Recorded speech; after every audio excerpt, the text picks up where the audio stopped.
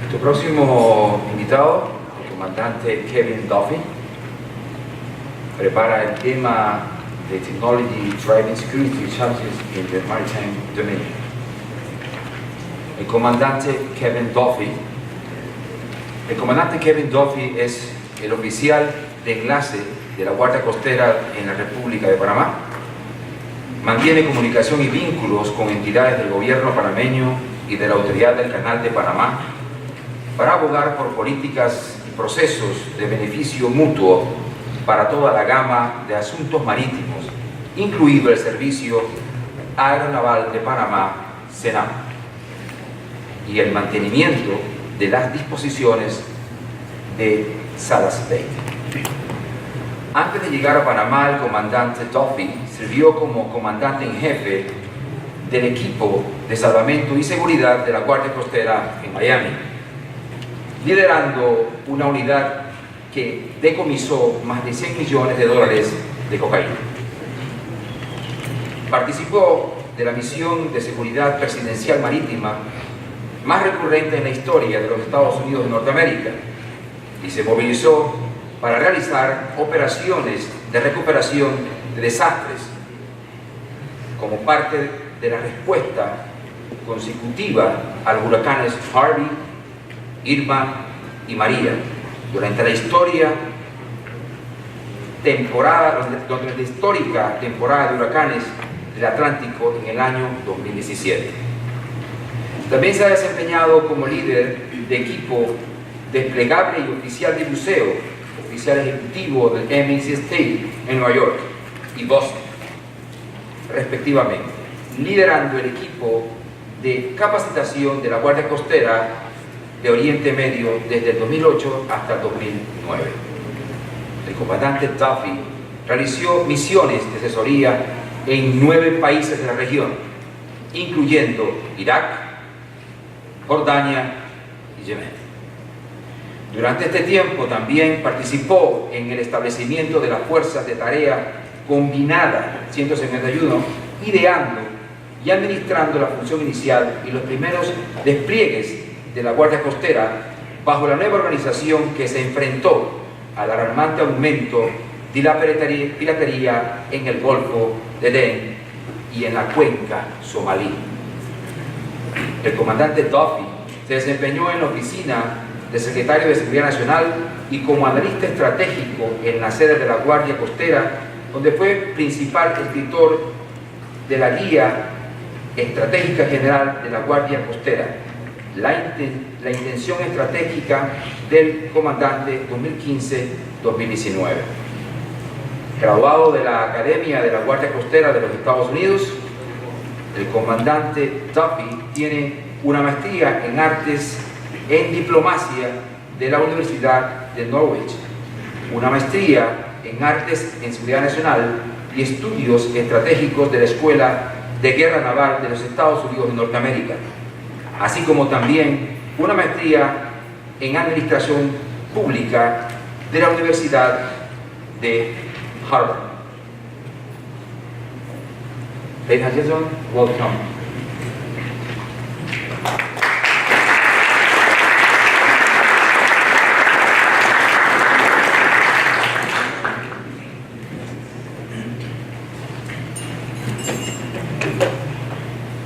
Buenos días.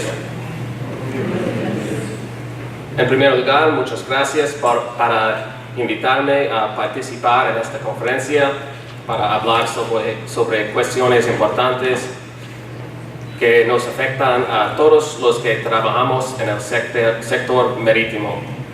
Es un verdadero honor. Ahora, si me lo permiten, voy a cambiar al inglés.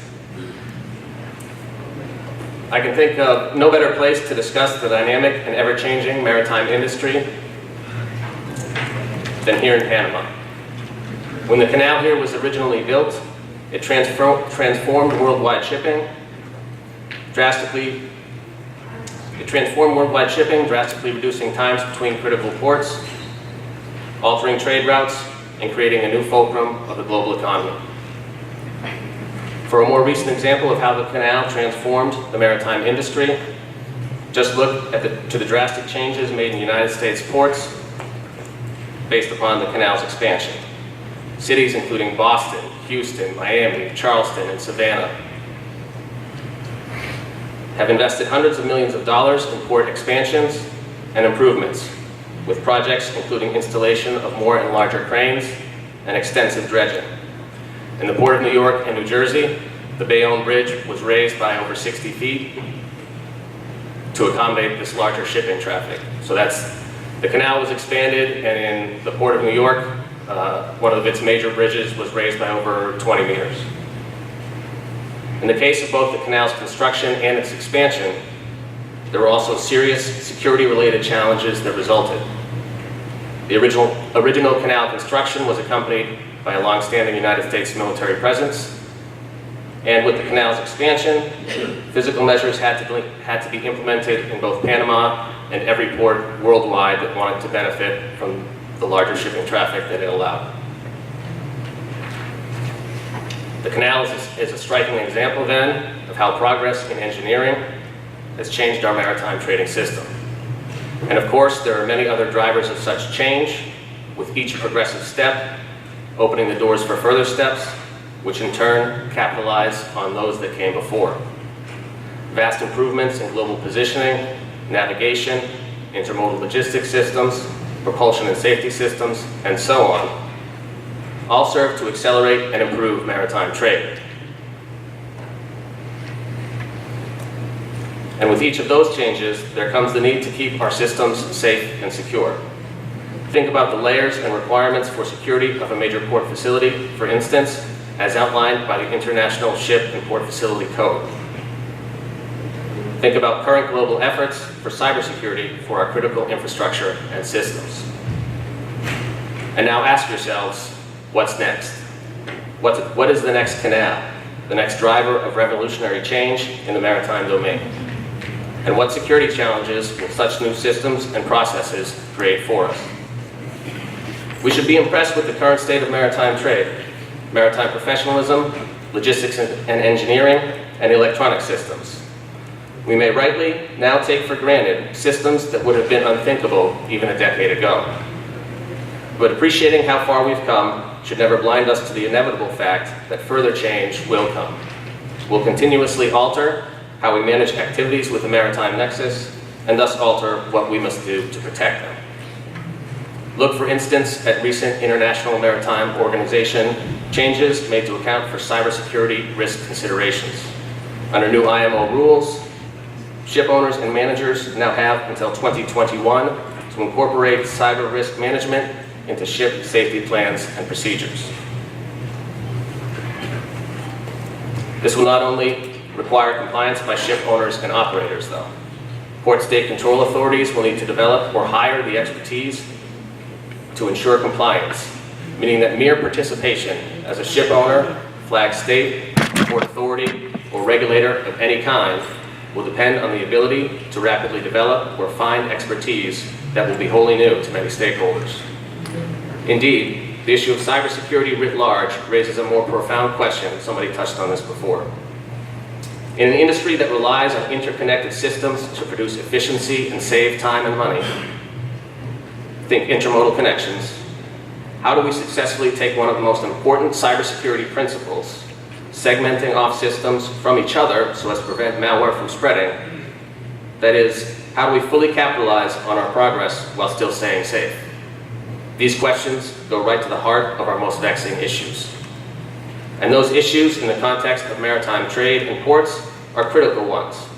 Because when we discuss maritime logistics and transport industries, we are talking about commerce, we are talking about national security, we are talking about relations between nations, and we are talking about critical infrastructure. Ultimately, we are talking about the cornerstone of global development and sustainability. And beyond the core philosophical issues of progress versus risk, we must consider the very complexity of the systems we are dealing with. Think of the ISPS calls to monitor and control information and communication systems. It's no simple thing to institute cyber resilience, often where none existed before, when we were talking about everything from satellites, fixed landside communication lines, to the internet, with various nodes being managed or accessed by governments, private businesses, contracted parties, potential investors, and perhaps illicit actors. So in the spirit of looking ahead at some specific developments that are possible sources of our next vulnerabilities and suggesting ways for dealing with them, I offer a few examples that I think are likely to require changes to how we view and implement security. Number one, 3D printing and miniaturization. Developments in these fields may alter what the maritime transportation moves and how it moves it. Will more localized manufacturing enabled by 3D printing, the 3D printing phenomenon, change trade volumes?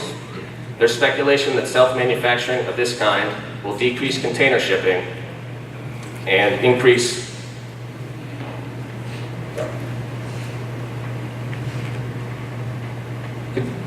container shipping of finished or near finished products while increasing bulk shipping of raw materials needed for 3D printing.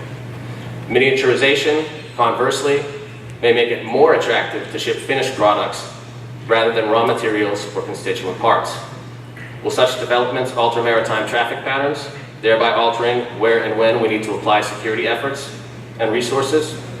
Which one of these opposing forces will have more of an impact? Number two, and many people have mentioned this already, artificial intelligence. AI will be a factor in the maritime realm just as it will in any other field. For maritime logistics and transportation, this will likely involve not only direct system control, but also predictive analytics, modeling, and data exploitation that will be shareable in almost real time with almost anyone in the world. An end consumer, retail or wholesale, could likely download an app to their cell phone in order to access data and predictions that just a few years ago were held and accessed by very few industry professionals. That knowledge will be a positive in many ways, of course, but it will also mean that sophisticated knowledge of maritime and port operations will be in the hands of those who might wish to do harm. And of course, there are far more dire warnings about AI that we must contend with. Luminaries such as Stephen Hawking and Elon Musk have outlined bleak scenarios. Basically, that humans will create systems and programs that can't be stopped in their ever-evolving quest for efficiency and task completion. This is dangerous in ports and at sea for the mere fact that the machinery and systems controlled are vast and powerful, but all the more so for the fact that consideration of safety of life at sea is a cornerstone of the maritime professions. Think, for instance, of the global maritime distress and safety system, of man overboard scenarios, of any situation in which actions to protect and save human lives are at odds with efficient delivery of goods and cargoes.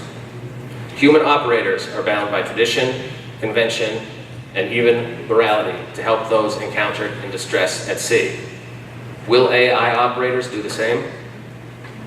Advanced AI means machines that learn, improving at their assigned task through data collection and exploitation capabilities that are vastly more sophisticated than human brains.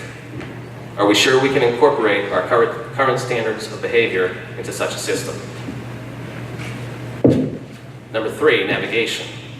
Some recent scholarship has found that we have potentially reached a point at which, while progress in informational systems for navigation continues to be made, we are not seeing an accompanying reduction in maritime accidents.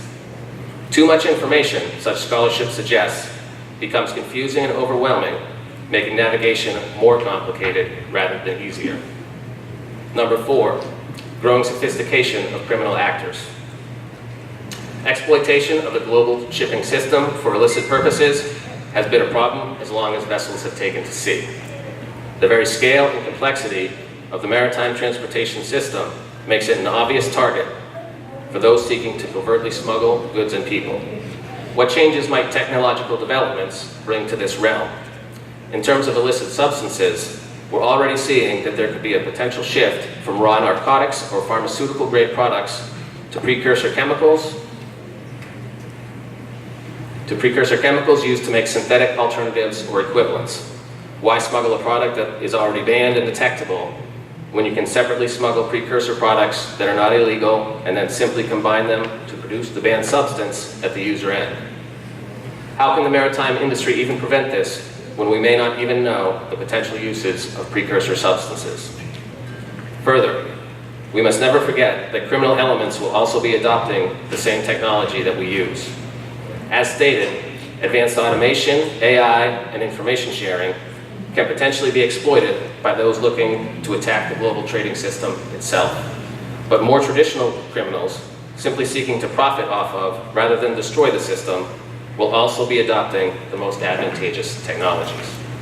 Predictive analytics and modeling, for instance, can assist with predicting the time and place of state enforcement and detection activities, allowing criminal actors to choose the most advantageous moments and locations for moving drugs, weapons, or humans across borders. Even more vexing than that, how far are we away from maritime smuggling that is completely automated, with no human actually needing to enter the system or experience the risks of accessing ships or facilities, or not having to take to the high seas themselves to move their product? That's a profound shift in risk-reward calculation, and one that could only increase smuggling attempts. In the end, of course, the most daunting challenges of the future will probably be posed by those changes we don't see coming. The revolutionary technologies that we can't imagine now, but that we'll take for granted a decade from now. And that means that, more than any specific measures we take to deal with vulnerabilities or problems, we as individuals, organizations, and partners should focus on 3 principles of action in everything we do. Those 3 principles are agility, resiliency, and unity. That is, we need to be agile with bureaucracies and processes that are able to adjust quickly, legally, and responsibly to new challenges, never becoming too attached to rules and procedures for their own sake. We should focus on resiliency with plans and response capabilities to face and recover, not just from incidents that require us to exercise our emergency procedures, but those which challenge our fundamental assumptions about how we work. Resiliency, in short, will mean building and sustaining a collective mindset that our ability to defeat threats is inexhaustible, and that our ingenuity in confronting the unknown is boundless. And finally, we must emphasize unity. The maritime domain remains the great global common, and the maritime trading system is our great global economic engine. All nations should share in the efforts to keep it safe, secure, and efficient. And this means always working together through regimes like the ISPS and institutions like the IMO, by earning and emphasizing mutual trust and information sharing. We can see the value of these principles as applied to the sample challenges discussed before. With 3D printing and miniaturization, we are indeed confronting new technologies and capabilities. But the phenomenon of new developments altering shipping patterns is nothing new. Consider, for instance, the changes in global fossil fuel energy transport over the last decade or so, when the rise of shale gas and oil exploitation changed net consumers into net suppliers. Should shipping shift to either a more bulk model enabled by 3D printing or a more container model enabled by miniaturization, we can expect that, just as occurred with the shale boom, market forces will provide the necessary shipping capabilities. To secure such traffic, though, will require 2 of the 3 pillars listed above: agility and unity. We must collectively enable agility by ensuring not just deep, but also broad expertise amongst maritime professionals, and I think 2 of our previous speakers touched on this. Institutions such as UMIP will play a key role, as will government regulatory agencies, in not allowing short-sighted outlooks to strip us of broadly qualified professionals that can quickly learn and adapt. Likewise, unity among the international community will be required to ensure that IMO standards, global distress response capabilities, and common operational pictures keep the system as a whole capable of accommodating fluctuations in traffic and changes in prevailing routes by maritime transportation system participants.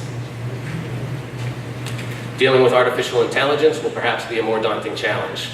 Starting now, it would be advisable for the global community and the IMO, in keeping with the Unity principle, to explore mandated inclusion of safety of life at sea measures into AI operational algorithms, ensuring that our tradition of helping each other on the high seas is literally encoded into how artificial operators conduct business on the oceans. And as with any electronic system, multiple fail-safes and layered security will be required to ensure that those wishing to do harm can never manipulate AI towards destructive ends. For navigation, a renewed emphasis should be placed on human-centered design to enhance user agility, ensuring that ship operators themselves have the full ability to assimilate all information into their real-time operational pictures. In keeping with recent scholarship, augmented reality systems that present information in a more human-friendly form that comports with and complements physical observations should be continually pursued. To counter the growing sophistication of criminal actors, specifically with regard to precursor substances, existing programs that use public-private partnerships to track known illicit substances and prevent their diversion into illicit channels can serve as a framework for any future such substances that may be found to serve the same purpose. Such frameworks and programs can only be effective, however, when substances are known as precursors. To counter activities at the cutting edge of chemical manipulation, authorities will have to remain agile in their pursuit of unity. Using national and multinational channels, from port authorities to the IMO and UN, to share information about the adoption of new precursors, ensuring they are rapidly added to the list of those substances monitored through public-private programs. Likewise, both agility and unity will be critical to countering the adoption of technologies by criminal actors. In this pursuit, we can learn from our adversaries, exploiting the vulnerabilities presented by reliance on automated systems, by deploying sensing and disruption technologies, and building randomized targeting for interdiction activities, thereby accounting for human adaptation. In short, technology, now as ever, presents us with opportunities and threats. Given the critical importance of the maritime, transportation, logistics, and transport industries, we would do well to plan for and institute solutions now for the challenges we see coming over the horizon. For these, as well as those developments we cannot predict, we must focus on the principles of agility, resiliency, and unity. In this way, the responsible states and stakeholders of the global maritime community can ensure that we are able to adapt to the unforeseen, confront and recover from the most difficult situations, and capitalize on the trust and mutual effort that the maritime domain demands of each and every one of us. Quería decir otra vez que me siento muy honrado por la invitación a participar hoy en esta conferencia. Muchas gracias a la Universidad Marítima Internacional de Panamá y a todos ustedes por su tiempo y atención. Gracias.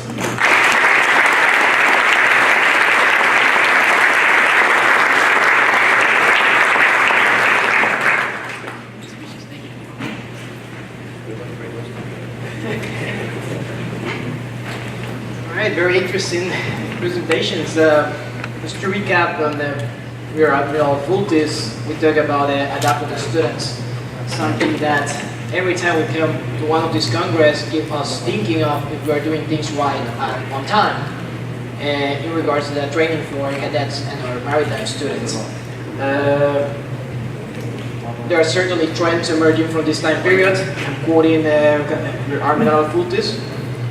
And it makes me wonder if, as we are attached mostly to international conventions, namely the STCW, is the STCW binding us to do things not related to our times? Will this be a good time to amend the STCW so we could consider things as programming officers, or officers that could solve electronic issues, or as an electrotechnical officer as they already exist, but on a more high level in programming? What may be your opinion about the STCW and how the trends are going? My opinion is, as institutions of training and education, we should not be bound by what the regulators are telling us we should be doing. I think we should be more forward-thinking, more forward-leaning. I think we know from scholarship and research and where the industry is going, where it's headed. And I don't think we should wait on STCW to tell us what we should be teaching and training to. I think we should be out in front. I think we should be leading them and let them catch up to us instead of us waiting for them to tell us what we should be doing. Thank you. So, Commander Duffy, a lot of things going on, at least on cybersecurity and certainly on the technological trends. And there's a way that I identify that, I'm just quoting one of your sections you mentioned, that human operators are still bound to tradition, conventions on the wall. And it seems that that's a thing when you work at sea. And certainly as a seafarer, you may identify there may be some areas where you may have to dodge away from what the convention says, as you may have to follow the morale and you may have to follow your own decisions. But still, it seems that there's a very strong trend of the maritime industry to just move aside officers or operators in terms of autonomous shipping. And regarding to that, rather, you mentioned that problems of everything should be following agility, resiliency, and unity. It seems that every time the marine officer's profile is growing and growing. So when may be that the right stop to understand that a marine officer should, instead of being trained in the traditional way, should just change the profile completely and makes a new marine officer? I'm just taking an example. We do remember, or we may realize that beforehand we did not have any engineer officers. Well, engines has not the same kind of maintenance over diesel engines, and they had to evolve to what we know nowadays as an engineer officer.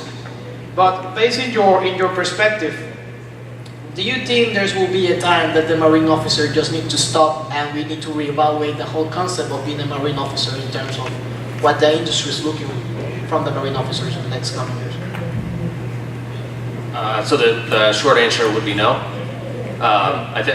You're always going to need some basis of traditional education, especially in something like maritime, which requires some very basic skills. I would answer by stealing some content from the Admiral about relearning and relearning, which is maybe instead of moving away from altogether moving away from exactly what we teach at the entry point, we should start thinking about the model of education that says when you start you get a big chunk of education and then learn a little bit as you go on. And this doesn't just apply to maritime. I think it's applicable to pretty much everybody in every field. But we're enabled now where we never need to stop learning. We never need to have this model where here's your big chunk of education for your life and then go for 50 years. We could have a big chunk of education at the beginning still, but we need to reevaluate how we're continually learning, how we're relearning and relearning as we move on. And I think institutions like SUNY Maritime or the UMIP can play a huge role in assessing those educational models. But I think we're at the point with technology now that we really have to reassess how and when we learn and what our expectations of those windows of time for learning are. Definitely challenging times, so I guess we must prepare something soon to get running with it. So I do appreciate your attention. I just have a big round of applause for our